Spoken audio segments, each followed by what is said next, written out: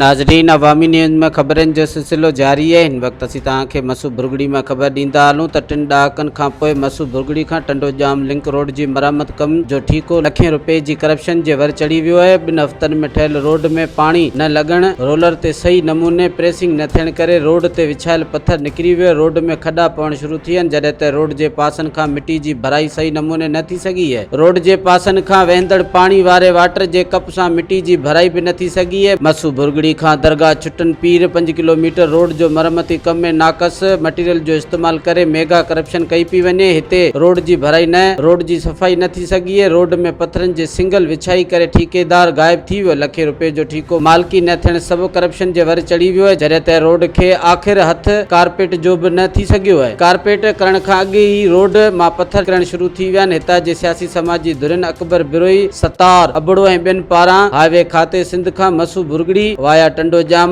Link road में Mubina corruption जो notice उठण जो मुतालबो कयो वियो है। मजीद खबरों और तफसीलात के लिए विजिट करें हमारी वेबसाइट www.awamiNewsHD.com।